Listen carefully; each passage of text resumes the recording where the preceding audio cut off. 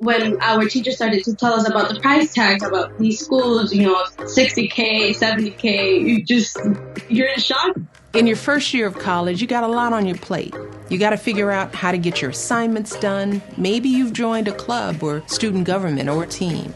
No matter what, though, you've also got to figure out how to pay for school.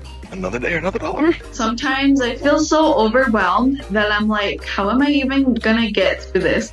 And for most college students, that can be challenging. I started to lose motivation because I would tell my dad, there's no way we're paying for this a lot of money. My sister went to El Camino, so for 2 years she essentially paid nothing. And when she transferred to Berkeley after 2 years, now she's starting to pay her actual tuition. I followed her footsteps and I did the same thing. So my family is only paying for one tuition instead of two. I did work over the summer because I wanted to make sure that I paid for college, not my parents. Ever since I was in elementary school, my dad would always bring up college. He's been into education ever since he was young, but because he had to migrate to the United States, he wasn't able to finish his education. I think he hoped that I was able to take advantage of the education offered here. Fortunately, I was able to get my first semester paid by an organization called iMentors. That was a huge help just because I didn't have to worry about it. Since I'm an enrolled member of the Standing Rock Sioux tribe, I can get higher education through our tribe, and that's basically like a scholarship that helps me get tuition and whatnot, but then obviously that doesn't cover everything. I never realized how much gas is. Groceries are expensive. It's like, whoa.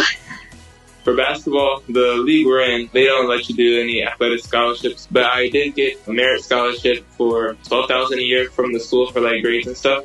I had a UNCF scholarship for $2,500. I did this essay for a Mason group, and they gave me $1,000 each from 2 different lodges. So last semester, I had paid almost all of it with scholarships. During this break, I've actually worked on scholarships, and I've applied to internships, something that I don't have the time to do when the semester starts. It's hard to find jobs around here in Fort Yates. We have like the casino, we have a couple grocery stores, couple gas stations, but like they're all taken up. So I made a post on social media and I was like, does anyone know of any jobs around here? I had a friend and she said, hey, there's a part-time opening at the daycare on campus. This year I haven't been working. I was going to, but then I realized my schedule would probably be too conflicting. I probably only need to work like 3 hours a week. I'm off to work right now. It's gonna be 8 in a few minutes, and I'll be at work for a bit, and then I have my first class of the day after that.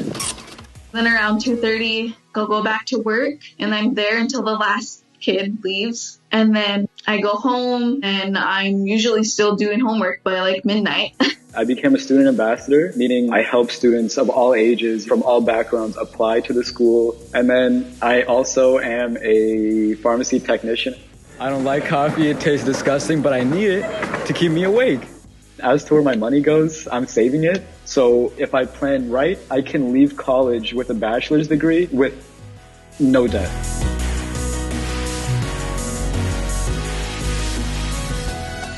My gap was large, so I had to take out subsidized loans. So what I'm thinking is getting other scholarships and then use it for paying those loans before I graduate. Apply for as many scholarships as you can, because you hear those stories about people who apply for like hundreds and hundreds and get like $100,000. I wish I would have done more. I feel pretty smart for going to community college. The stigma is basically that the professors aren't good enough, that there's no rigorous classes, and there's no way for you to succeed over there. Everything I've experienced has been the opposite of that. I'm just very thankful for my father because if it wasn't for his unconditional support, I would have never, found myself in such a great school.